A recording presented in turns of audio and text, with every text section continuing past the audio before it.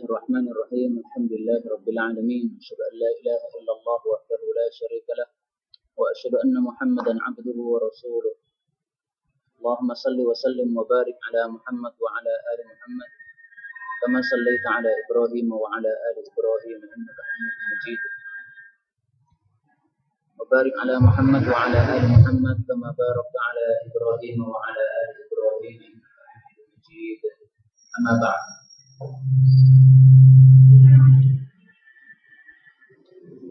Kita masih melanjutkan kitab jenazah.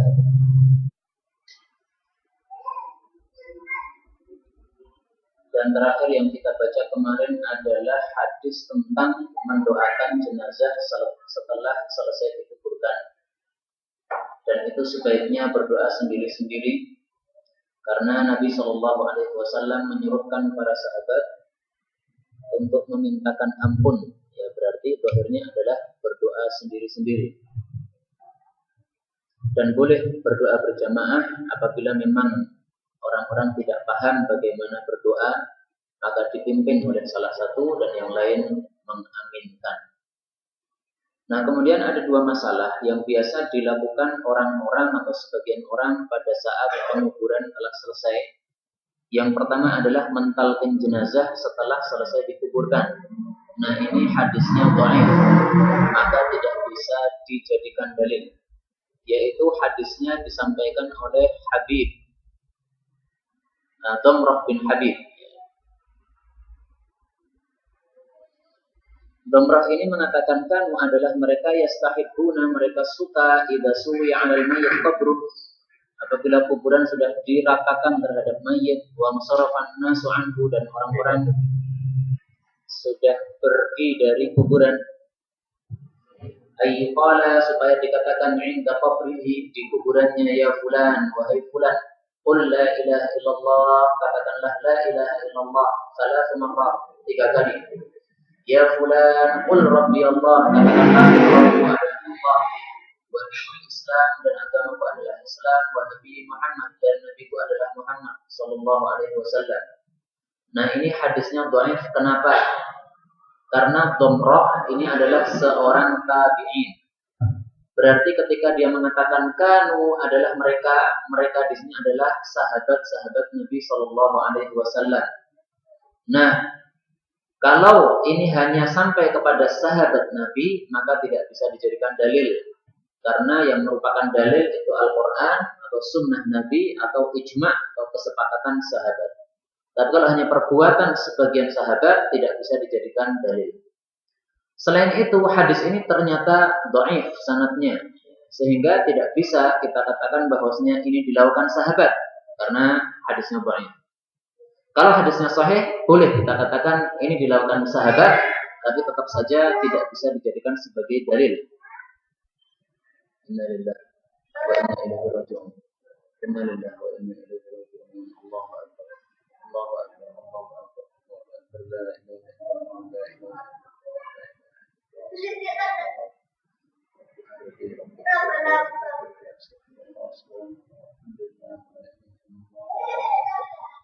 Subhanallah, alhamdulillah, wa la ilaha illallah.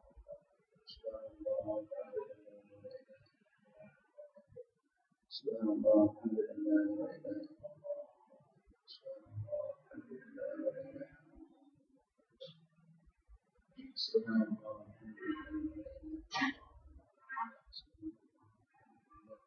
wa la ilaha illallah.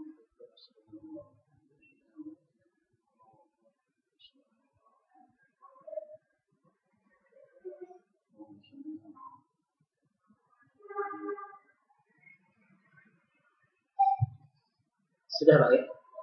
Insyaallah sederhana. Baik. Nah, karena itu ulama salah satunya adalah Asy-Syaikh Al-Mudhir. Beliau mengatakan bahwasanya tidak ada dalil yang menunjukkan adanya talqin terhadap jenazah setelah dia dikuburkan. Karena dalil tersebut dhaif, ya, sehingga dikatakan tidak ada dalil. Baik, kemudian perbuatan yang kedua yang juga termasuk kebiasaan sebagian masyarakat itu adalah membacakan Al-Quran untuk mayit, padahal mayit sudah dikuburkan itu.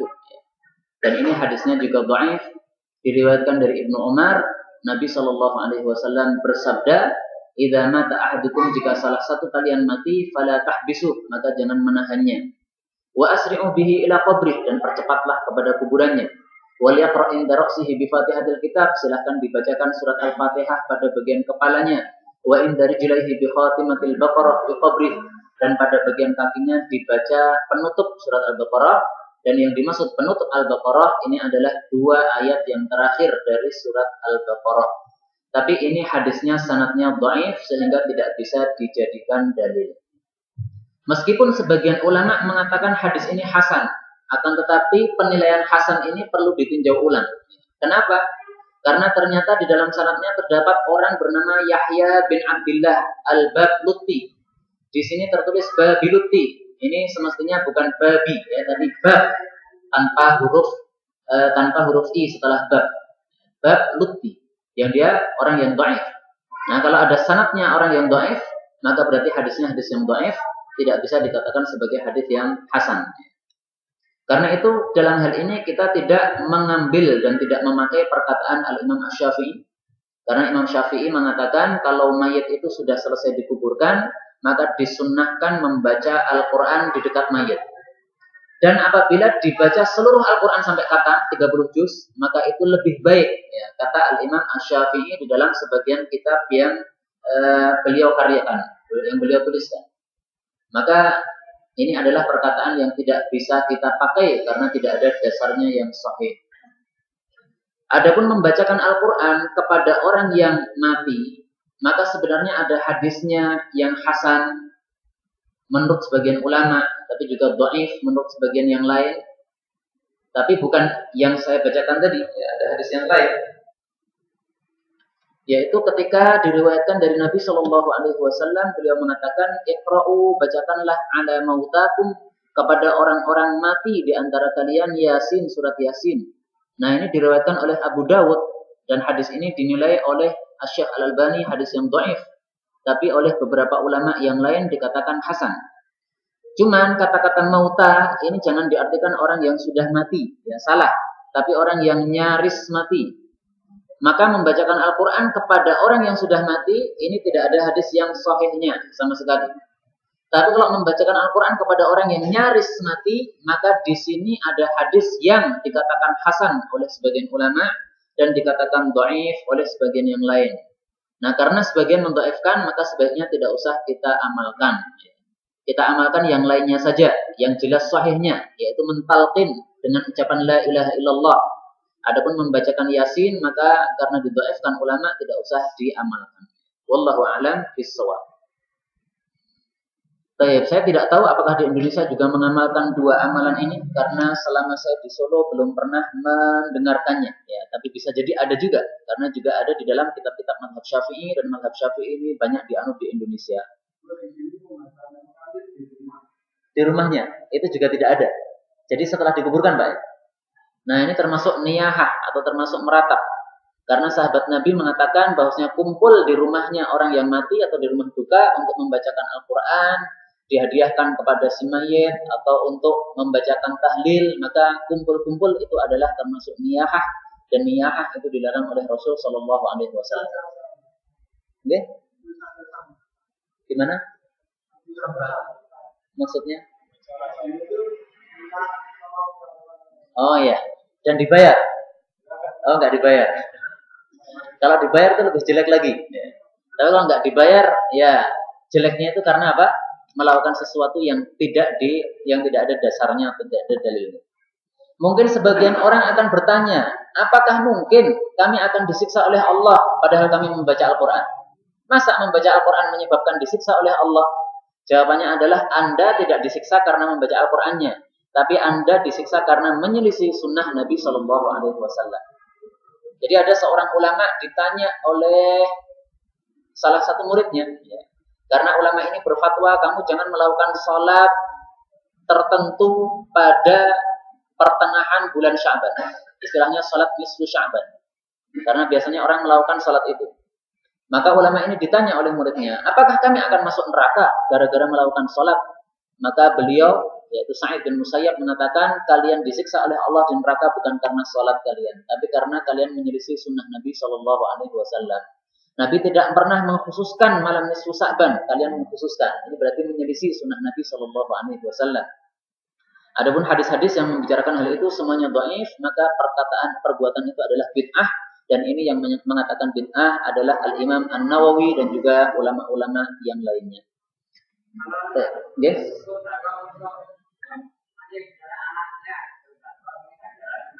Baik. Adapun menghadiahkan pahala untuk mayit, maka ada yang sahih hadisnya, yaitu 4 masalah. Yang pertama adalah sedekah, yang kedua adalah puasa, yang ketiga adalah haji, dan yang keempat adalah umrah. Selain 4 perbuatan ini, maka tidak ada hadisnya secara khusus. Nah, sehingga sebaiknya kita mengkhususkan untuk 4 perbuatan ini saja. Jadi sedekah nggak apa-apa. Karena pernah ada seorang sahabat Nabi Shallallahu Alaihi Wasallam, ibunya mati mendadak. Maka dia mengatakan kepada Rasulullah, ya Rasulullah, ibu saya mati mendadak.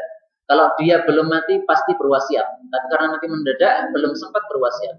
Bisakah saya bersedekah atas nama ibu saya? Nabi mengatakan iya. Maka kemudian dia mengatakan, hadza bi'ru ummi Sa'din. Ini saya membuat sumur, ini pahalanya untuk ibunya Ummu Sa'ad, ibunya Sa'ad, yaitu ibu saya maksudnya. Jadi dia membuat sumur, pahalanya untuk ibunya. Okay.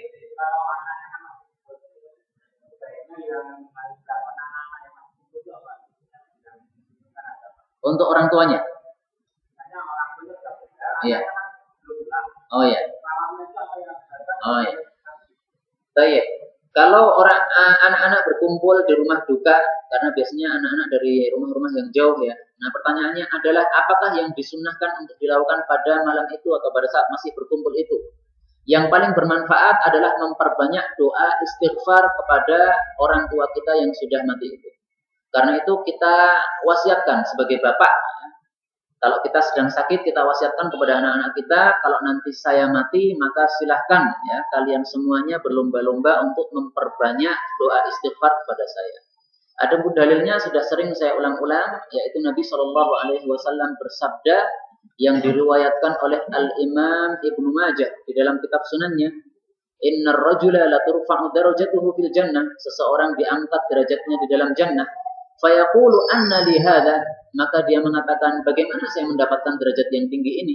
Fayuqalu bi istighfari waladika laka, maka dijawab bahwasanya itu karena istighfarnya anakmu untuk kamu. Jadi anakmu memperbanyak memintakan ampun untuk kamu. Ini yang paling bermanfaat ya. Semakin tinggi derajatnya orang tua itu, naik lagi terus sampai kepada derajat yang sangat tinggi. Wallahu a'lam bishawab. Kita lanjutkan bab yang ke-93. Larangan membangun dan lain-lain di atas kuburan. Dari Abu Hurairah radhiyallahu anhu, Rasulullah sallallahu alaihi wasallam bersabda, "La'an sungguh bahwasanya ya jelisa duduk ahadukum salah satu dari kalian ala jamrah di atas bara api. Fatuhriqa thiyabahu, lalu bara api itu membakar baju-bajunya. Fatakhlusa ila jildih, lalu dia itu sampai kepada kulitnya. Khairun lahu, itu lebih baik bagi dia min ayyajlisa ala qabrin, daripada dia duduk di atas kuburan." Diriwayatkan oleh Muslim, Abu Dawud, Nasai dan Ibnu Majah. Jadi hadis ini menunjukkan haramnya seseorang duduk di atas kuburan. Kenapa haram? Bukan makruh, karena di sini ada ancaman. Yajlisa ala jamrah, duduk di atas bara api lebih baik. Ini kan ancaman. Nah, perkara-perkara yang diancam oleh Nabi Shallallahu Alaihi Wasallam itu hukumnya adalah haram, tidak hanya makruh saja. Sehingga yang mengatakan makruh salah. Hadis yang kedua dari Jabir, dia mengatakan nah telah melarang Rasulullah Shallallahu Alaihi Wasallam ayyujassos, bahwasanya dikapur al-qabru, kuburan. Wa ayyuk ada alaih, bahwasanya diduduki di atas kuburan. Wa ayyubna alaih, bahwasanya dibangun di atas kuburan. Diriwayatkan oleh Muslim. Abu Dawud dan Hakim menambahkan wa ayyuk taba alaih, ditulisi sesuatu di atas kuburan. Dan ini tambahan ini juga hadis yang sahih. Jadi bisa kita ringkas bahwasanya Nabi itu melarang dari 3 hal. Yang pertama membuat bangunan, ya, baik dengan mengapur dan sebagainya. Yang kedua duduk atau berdiri atau berjalan-jalan di atasnya, menginjak-injak di atasnya. Dan yang ketiga adalah menulisi sesuatu di atas kuburan itu. Maka nggak ada istilahnya ini siapa yang mati namanya dituliskan, tanggal matinya, nggak ada semuanya. Nah, bahkan ulama-ulama ahli tahfidz Al-Quran mengatakan termasuk perkara yang menyebabkan hafalan kita cepat rusak itu ketika kita memperbanyak melihat tulisan yang ada di kuburan. Saya nggak tahu kenapa ulama ngomong seperti ini. Apa kaitannya antara hafalan dengan tulisan di atas kuburan? Tapi ini sangat terkenal sekali di dalam masalah ilmu tahfidz. Ya. Jadi supaya hafalan kita tidak cepat rusak, itu jangan melihat dan jangan membaca tulisan-tulisan yang ada di kuburan. Itu nasihat dari ulama, bukan dari Nabi Shallallahu Alaihi Wasallam. Ayat nomor 94, kehormatan mayit seperti kehormatan orang hidup. Dari Aisyah radhiyallahu anha, bahwasanya Rasulullah Shallallahu Alaihi Wasallam bersabda, kasru memecah atau memotong atau membelah azmi tulangnya al-mayyit, orang yang sudah mati. Kasrihi itu seperti memecahnya hayyan dalam keadaan masih hidup. Diriwayatkan oleh Ahmad, Abu Dawud, Ibnu Majah dan dihasankan oleh Ibnu Qattan, ya, salah satu ulama hadis. Dan diriwayatkan Ibnu Majah dari hadisnya Ummu Salamah, kalau tadi hadisnya Aisyah, dan dia menambahkan fil ithmi dalam masalah doa.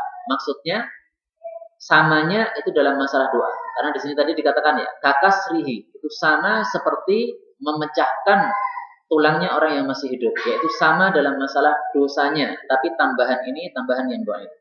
Jadi yang sahih tidak ada kata-kata fil ismi, ya. Tapi tidak ada masalah kita tafsirkan dengan hadis yang dhaif ini. Jadi kita tidak mengatakan tafsir ini dari Nabi, tapi kita mengatakan bahwasanya tafsir ini hanya menjelaskan hadis yang sahih yang di atasnya tadi. Dan ini adalah tafsir yang benar. Karena itu dari hadis ini kita bisa ambil kesimpulan bahwasannya orang yang mati itu kita harus memuliakan sebagaimana kita memuliakan orang yang hidup. Sehingga tidak boleh orang mati dibakar. Ini pelecehan terhadap orang yang mati. Karena sama dengan kita membakar orang yang hidup. Dan orang yang mati itu oleh Nabi Shallallahu Alaihi Wasallam disamakan hukumnya dalam masalah memecah tulangnya. Maka demikian juga disamakan hukumnya dalam masalah-masalah yang lain berdasarkan qiyas terhadap masalah ini. Misalnya, laki-laki mencium perempuan pada saat masih hidup, padahal tidak ada hubungan kerabat. Ini haram. Nah, ketika sudah mati, hukumnya sama. Apa dalilnya? Hadis ini. Tapi qiyas. Karena hadis ini tidak membicarakan masalah cium, tapi membicarakan masalah kasr, memecah tulang. Nah, mencium ini hukumnya disamakan dengan memecah tulang. Karena intinya dari hadis ini adalah orang mati hukumnya sama dengan orang hidup dalam segala masalah, kecuali yang memang diperbolehkan berdasarkan hadis. Wallahu a'lam bishawab.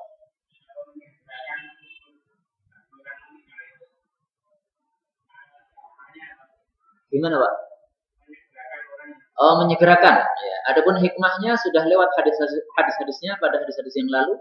Dan yang paling inti adalah hikmahnya itu untuk kebaikan si mayit itu sendiri. Kalau dia orang muslim. Karena orang muslim ketika dia sudah mati, maka dia berhak mendapatkan kenikmatan di dalam kuburnya. Nah, ketika kita tahan, berarti kita sudah menahan dia untuk mendapatkan kenikmatan. Sehingga dalam hadis yang dulu sudah kita baca, mayit yang baik itu akan mengatakan, qaddimuni, qaddimuni. Ya, segerakan saya, teriak-teriak terus. Sementara kerabatnya malah asyik berkhutbah, memajukan Pak RT-nya ceramah, kemudian Pak RW-nya ceramah, Pak Lurahnya ceramah. Ini kasihan sekali, yang jenazah sudah teriak-teriak malah kita tidak tahu diri terhadap mereka. Ini menyiksa jenazah secara tidak langsung. Maksudnya digerebek? Dipaksakan gitu. Kalau memang tidak bisa, maka ini termasuk darurat. Maka insya Allah tidak apa-apa. Tapi kalau masih bisa diluaskan, maka diluaskan. Jadi sudah diukur, gimana? Ya, jadi kalau sudah diukur ya, kemudian diluaskan, ternyata kurang. Kemudian kita tambahi lagi, ternyata kurang lagi. Tambahi lagi, kurang lagi, kurang lagi. Nah, ini ada tanda-tanda bahwa dia orang yang jelek, karena seolah-olah kuburan tidak menerimanya. Tapi kalau hanya sekali kita tambah sudah bisa, ya insya Allah itu karena ngukurnya yang awal kurang saja. Tapi kadang-kadang ada kejadian seperti itu. Sudah ditambahi, dilebihkan, masih kurang lagi. Ditambahi lagi, proses selesai, kurang lagi. Ya. Ini tanda bahwasanya kuburan tidak mau menerimanya, atau bumi tidak mau menerimanya. Wallahu a'lam bishawab, karena ada di masa Nabi SAW. Ada seorang yang Muslim, yaitu mengikuti Nabi SAW, tapi kemudian murtad menjadi kafir, kemudian mengejek-ejek Nabi Shallallahu Alaihi Wasallam, maka setelah dia mati, dia dimasukkan ke dalam kuburan. Esok harinya keluar dari kuburannya, maka orang-orang kafir memasukkannya lagi. Esok harinya lagi keluar lagi, kemudian dimasukkan lagi yang ketiga kalinya. Ternyata esok harinya keluar lagi. Nah, sudah berulang 3 kali, maka orang-orang kemudian menyimpulkan ini tampaknya tidak mau kuburan menerima dia, bumi nggak mau menerimanya. Akhirnya dia digotong, kemudian ditaruh di atas gunung, dilempar di gunung sana. Udah, biar rusak sampai rusak sendiri dimakan oleh usia. Nah, itu tanda bahwasanya kuburan atau bumi tidak mau menerimanya. Wallahu a'lam bishawab. Oke.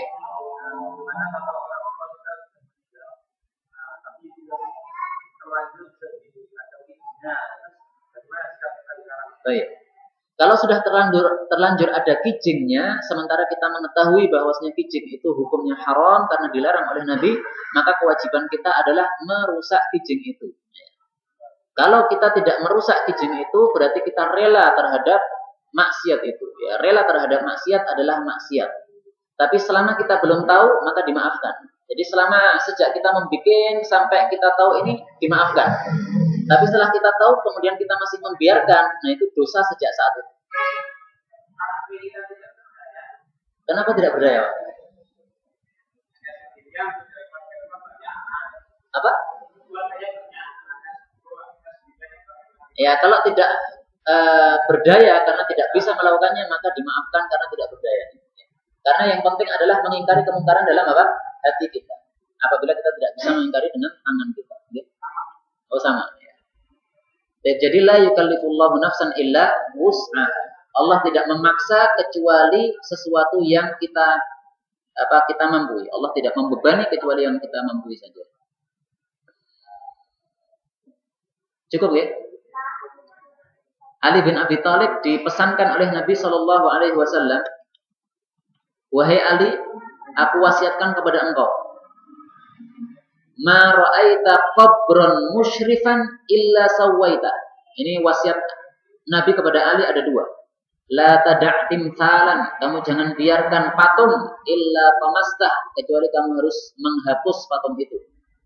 Jadi patung di Geladak misalnya, atau di Solo ada patung tembak dan sebagainya. Itu pesan Nabi Shallallahu Alaihi Wasallam, jangan dibiarkan, tapi hancurkan. Tapi saya selama di Solo belum pernah menghancurkan, karena tidak berdaya, Pak.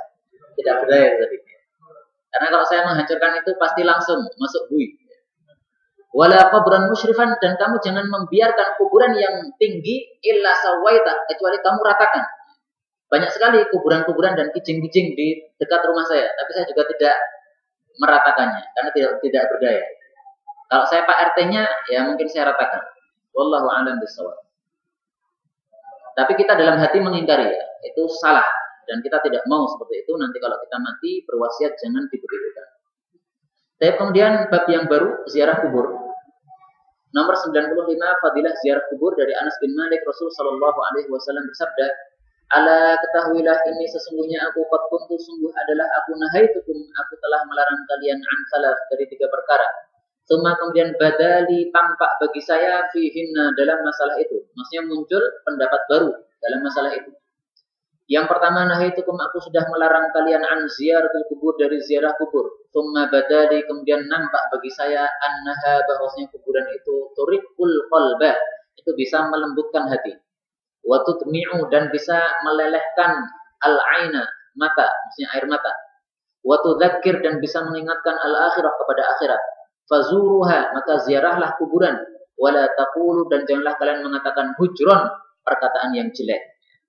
Di sini diartikan berkata yang jelek, hujron.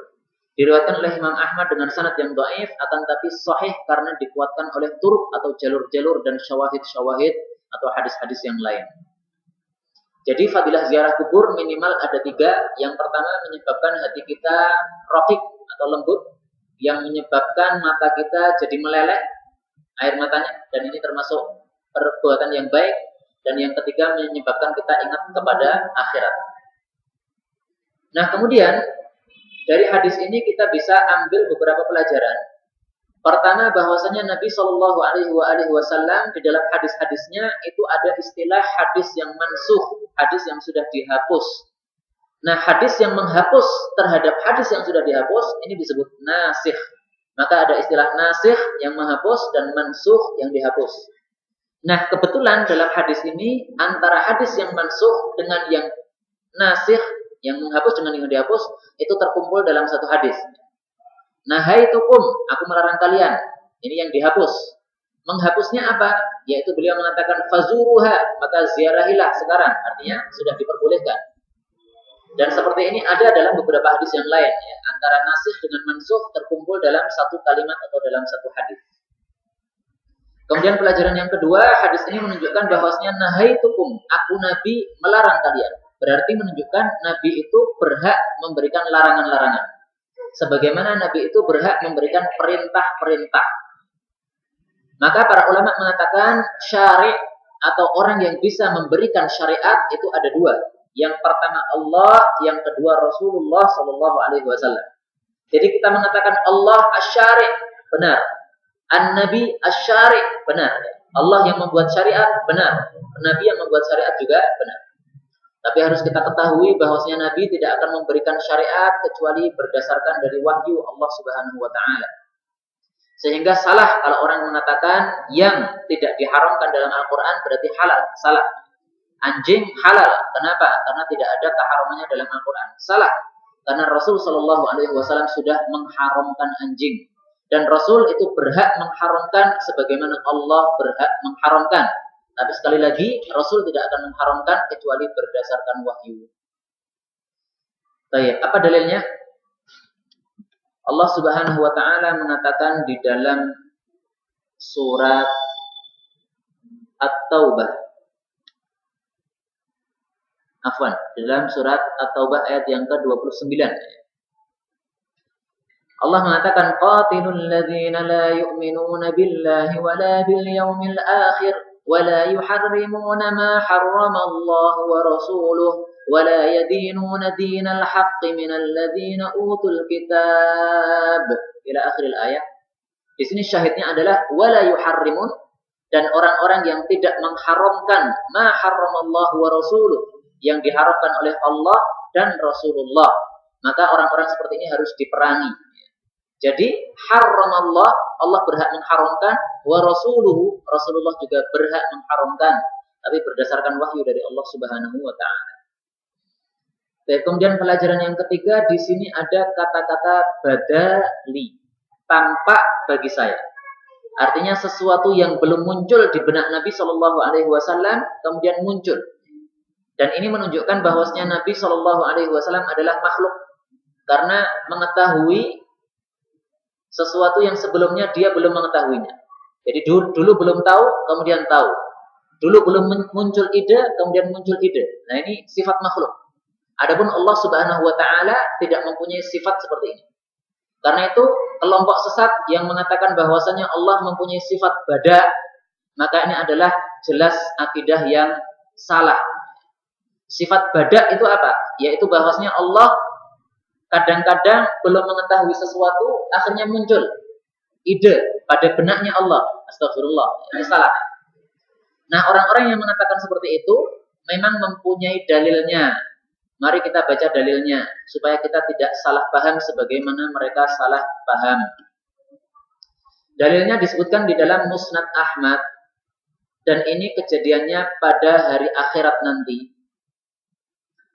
Yang hadisnya memang sahih, tapi kita harus memahami secara benar. Karena kalau tidak dipahami secara benar berarti sesat.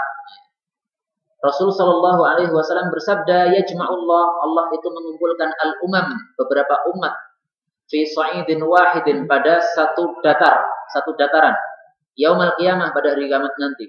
Fa idza, maka apabila bada, muncul lillahi, pada Allah, yaitu muncul ide pada Allah, ayyasda'a baina khalqihi. Nah, ini kata-kata badalillah ini diambil dalil oleh orang-orang sesat itu bahwasanya Allah mempunyai sifat bada. Awalnya enggak muncul ide, kemudian muncul. Awalnya enggak tahu, kemudian tahu. Ini jelas salah. Yang benar bahwasanya Allah itu sifat ilmunya adalah qadim. Ilmunya Allah itu sejak dulu enggak ada awalnya. Jadi Allah mengetahui apa yang terjadi sekarang Apa yang terjadi dulu, apa yang akan terjadi, semuanya sudah diketahui oleh Allah sejak dulu tanpa ada permulaannya. Tapi bagaimana kita memahami kalimat ini? Fa'idha badalillah. Nah, maksudnya adalah fa'idha badalillah itu ditafsirkan oleh para ulama-ulama kita dengan tafsiran pada hadis yang lain. Pada hadis yang lain ternyata lafalnya adalah hatta idza sya'allah, ketika Allah itu berkehendak, fa idza aradallah, Allah itu menghendaki. Jadi maksud kata-kata bada itu maksudnya adalah Allah menghendaki. Tapi bukan berarti bahwasanya Allah itu muncul ide pada saat atau setelah belum muncul ide sebelumnya. Bukan begitu. Wallahu ta'ala a'lam bis-shawab. Dan ini sebagaimana disebutkan di dalam Al-Quran. Jangan salah paham juga bahwasanya Allah Subhanahu wa taala mempunyai sifat makar. Gara-gara Allah mengatakan wa makaru, mereka berbuat makar, wa makarallah, Allah juga berbuat makar. Nah, berarti Allah mempunyai sifat makar. Ini salah ya. Karena makar itu sifat yang jelek, Allah tidak memiliki sifat yang jelek. Maka kata-kata wa makarallah ini maksudnya adalah Allah membalas makar mereka. Yang melakukan makar itu orang-orang kafir, tapi Allah hanya membalas saja. Tapi kemudian disebutkan dengan kata-kata wa makarallah. Maka salah kalau orang mengatakan Allah punya sifat bada, salah kalau Allah mengatakan Allah punya sifat makar. Yang mengatakan Allah mempunyai sifat bada itu adalah sebagian orang-orang Syiah. Jadi ini adalah keyakinan dan akidah yang sesat dan bahkan sampai kepada kekufuran karena melecehkan Allah Subhanahu wa taala. Baik, bab yang ke-96, mengangkat tangan pada saat doa ziarah kubur. Aisyah radhiyallahu taala mengatakan, "Lama tatkala kanat adalah lailati malam saya, allati kana Nabi sallallahu alaihi wasallam yang Nabi sallallahu alaihi wasallam fiha pada malam itu indi di rumah saya. Inqalaba, beliau itu berbalik, maksudnya bangun dari kasurnya ya. Bangun dari tidurnya, kemudian membalikkan badan kemudian bangkit. Fa wada'a rida'ahu, lalu beliau meletakkan selendangnya. Wa qala'ana alaihi, dan beliau inqalaba di sini artinya pulang ya. Bukan membalik karena ini belum tidur. Jadi pada malam jatahnya Aisyah bersama Nabi Shallallahu Alaihi Wasallam, inqalaba, Nabi balik artinya pulang. Fawada'a rida'ahu, lalu setelah sampai rumah, masuk rumah kemudian meletakkan selendangnya. Wa qala'ana alaihi, dan melepas kedua sandal beliau. Fawada'ahuma, lalu meletakkan sandal itu inda rijlaihi, di samping kedua kakinya. Wa basata tarafa izarihi, dan beliau itu menghamparkan ujung sarungnya ala firashihi, pada tempat tidurnya. Fattaja'a, lalu beliau tidur. Falam yalbath, lalu beliau tidak tinggal lama illa kecuali raisama dhanna, kira-kira beliau itu mengira an qad raqadtu, bahwasanya aku sudah tidur. Fa aqada, lalu beliau mengambil ridaahu, selendangnya, ruwaidan, dengan pelan-pelan. Wa ta'ala, dan memakai sandal, ruwaida, pelan-pelan. Wa fatahal bab, dan membuka pintu juga pelan-pelan ya, disebutkan dalam hadis yang lain. Fa kharaja, lalu beliau itu keluar, thumma ajabahu, kemudian menutup pintu itu tadi, ruwaida, dengan pelan-pelan juga. Hatta, sehingga ja'al baqi, beliau itu datang ke baqi, yaitu pekuburan orang muslim. Faqama, lalu berdiri. Fa'aqala al-qiyam, lalu berdiri yang panjang. Thumma rafa'a yadihi, kemudian mengangkat kedua telapak tangannya salasa marrat, 3 kali. Thumma haraf, kemudian beliau itu pulang. Sahih Muslim, diriwayatkan oleh Imam Muslim. Hadis ini menunjukkan bahwasanya rafa'a yadayhi, ya, mengangkat kedua telapak tangannya pada saat berdoa berziarah kubur itu disunnahkan oleh Nabi Shallallahu Alaihi Wasallam. Jadi boleh kita mengangkat tangan kita pada saat doa ziarah kubur. Tidak mengangkat juga tidak apa-apa. Ya. Tapi mengangkat lebih utama. Kenapa lebih utama? Karena dua hal. Pertama, karena ada dalilnya dari Nabi Shallallahu Alaihi Wasallam, berarti sunnah. Dan yang kedua, karena mengangkat tangan pada saat berdoa ini menyebabkan doa kita mustajab. Karena Allah itu maha malu, sehingga malu kalau menjadikan tangan yang sudah mengangkat ini kemudian turun dalam keadaan hampa. Ya. Dalam hadis yang sahih disebutkan oleh Nabi seperti itu.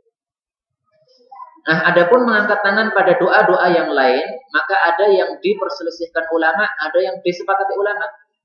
Yang diperselisihkan misalnya berdoa setelah sholat fardu, ya, kita mengangkat tangan. Sholat isya nanti misalnya, ya, setelah kita berzikir kemudian kita angkat tangan. Ini termasuk perkara yang diperselisihkan ulama. Ada yang mengatakan ini sunnah, silahkan boleh. Ada yang mengatakan ini bid'ah, maka tidak boleh. Karena itu tidak ada dalilnya, tidak ada dasarnya. Nah, untuk kita sebaiknya kita berhati-hati. Karena al-khuruj minal khilaf mustahab. keluar dari permasalahan yang diperselisihkan ulama lebih baik ya, maka sebaiknya nggak usah angkat tangan. Karena meskipun kita tidak angkat tangan pada saat berdoa setelah sholat, itu Allah juga tahu bahwasanya kita sedang berdoa, maka Allah juga akan mengabulkan doa kita apabila kita khusyuk di dalam doa kita itu. Lebih mantap kalau angkat tangan deh. Nah, ya. Kalau caranya teknis-teknis itu senantiasa tidak kita dapatkan dalilnya dari Nabi Shallallahu Alaihi Wasallam. Teknis detail itu sering-seringnya nggak ada dasarnya. Ya. Jadi apakah mengangkat tangan dibuka seperti ini atau digatukkan, ataukah apakah kita mengangkat dengan apa tangan terbuka seperti ini atau tangan tertutup? Nggak ada apa teknisnya yang detail, nggak ada. Sebagaimana menggerak-gerakkan jari pada saat tahiyat, nggak ada teknis yang detail. Apakah naik turun ataukah nyamping ataukah muter? Ya, nggak ada detailnya sama sekali. Ketika imam batal, bagaimana caranya? Nggak ada detailnya. Apakah narik tangannya orang yang di belakangnya, ataukah mempersilahkan monggo silahkan maju atau bagaimana? Yang nggak ada detailnya dari Nabi, maka silahkan bebas, karena itu hanya teknis detail saja. Wallahu a'lam bishawab. Sudah kan gitu? Oke.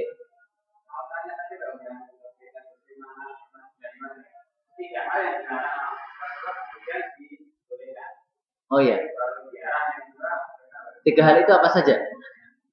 Baik, di sini memang kita ringkas karena memang yang berkaitan dengan masalah jenazah adalah satu hal itu.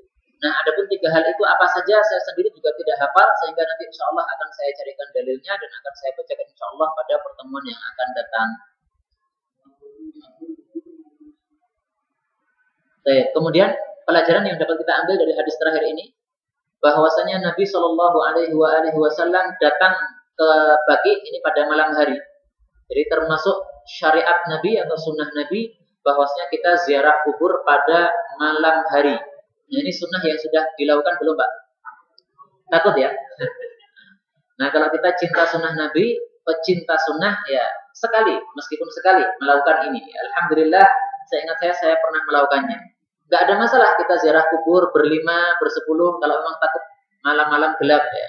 Bukan takut hantu, tapi takut maling nanti ya, atau takut rampok yang merampok harta kita. Oke.